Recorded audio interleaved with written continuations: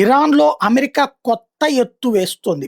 ఒక పక్కన regime change మా పని గాదు. కేవలం అణ్వాయుధాలే అన్న దాని నుంచి ఇప్పుడు యూ టర్న్ తీసుకుంది. ప్రభుత్వ మార్పు అన్నది ఇజ్రాయెల్ ఆలోచన. అక్కడ ఏదైతే ఖొమైనీ కాకుండా వేరే వాళ్ళ పరిపాలన రావాలని. ఇప్పుడు ఆ దిశగా అమెరికా చర్చలు జరుపుతుంది. ఇరాన్ ప్రతిపక్ష నాయకులు, అట్లాగే కుర్దిష్ గ్రూపులతో సంప్రదింపులు జరుపుతోంది అమెరికన్ సీఐఏ. ఇరాన్‌లో తిరుగుబాటు చేయాలని వాళ్ళని రెచ్చగొట్టే ప్రయత్నం చేస్తోంది. తిరుగుబాటుకు తాము సహకరిస్తామని చెప్పి అమెరికా చర్చలు జరుపుతోంది.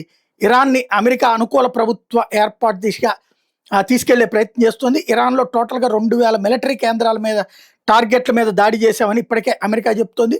ఆ ప్రభుత్వాన్ని మార్చే దిశగా ఇప్పటికే ప్రయత్నాలు ఊపందుకుంటున్నాయి. హార్ముజ్ జలసంధి నుంచి ప్రయాణించే చమురు నౌకలకి అమెరికా నేవీ రక్షణ కల్పించి మరి తీసుకురావడానికి ప్లాన్ చేయడం ద్వారా ప్రపంచ దేశాలందరినీ కాకాబట్టే ప్రయత్నం చేస్తుంది. అమెరికా నేవీ రక్షణ కల్పిస్తే చమురు కష్టాలు తొలగుతాయి అన్నటువంటి సంకేతాన్ని కూడా ఇస్తుంది. ఓవరాల్‌గా ఇరాన్‌కి సంబంధించి అయితే ప్రభుత్వ మార్పు కీలకం కాబోతుంది.